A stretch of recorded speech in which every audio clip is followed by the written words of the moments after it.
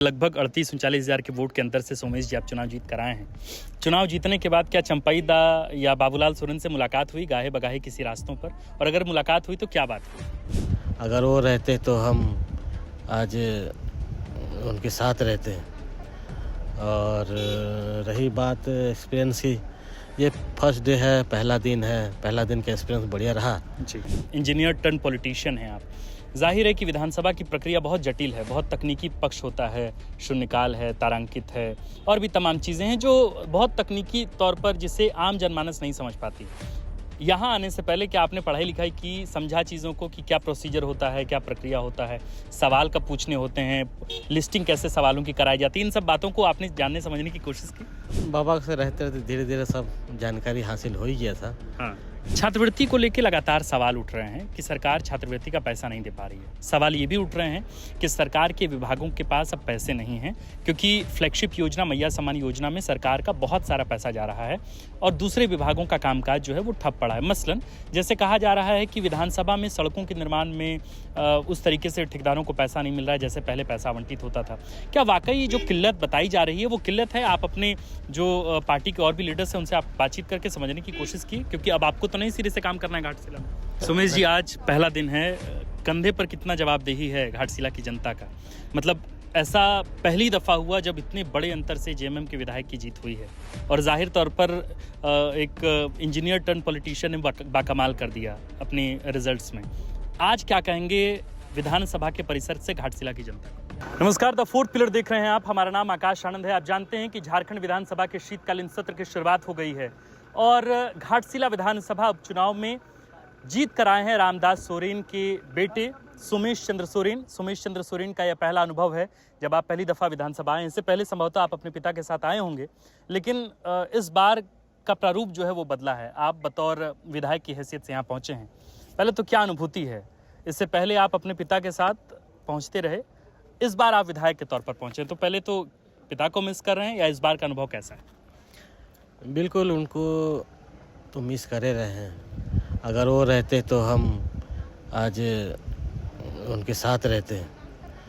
और रही बात एक्सपीरियंस की, ये फर्स्ट डे है, पहला दिन है, पहला दिन का एक्सपीरियंस बढ़िया रहा जी।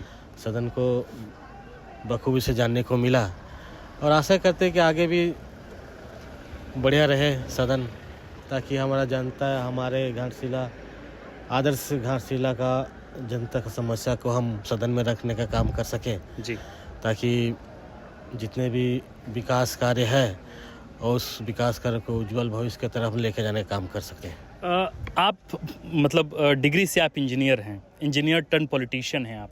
जाहिर है कि विधानसभा की प्रक्रिया बहुत जटिल है, बहुत तकनीकी पक्ष होता है, शून्यकाल है, तारांकित है और भी तमाम चीज़ें हैं जो बहुत तकनीकी तौर पर जिसे आम जनमानस नहीं समझ पाती। यहाँ आने से पहले क्या आपने पढ़ाई लिखाई की, समझा चीज़ों को कि क्या प्रोसीजर होता है, क्या प्रक्रिया होता है, सवाल कब पूछने होते हैं, लिस्टिंग कैसे सवालों की कराई जाती है, इन सब बातों को आपने जानने समझने की कोशिश की? और अगर समझने की कोशिश की तो कितना जटिल था आपके लिए समझना? नहीं, बिल्कुल, बाबा से रहते रहते धीरे धीरे सब जानकारी हासिल हो ही गया था। हाँ। लेकिन अभी मेन मुद्दा है कि अभी करना है। हाँ। और करना है तो उसको बेहतरीन तरीके से समझ के, पढ़ के, लिख के उसको करना है जी। ये नहीं कि कुछ भी बोल दिए, कुछ भी करना है, समय में नहीं है।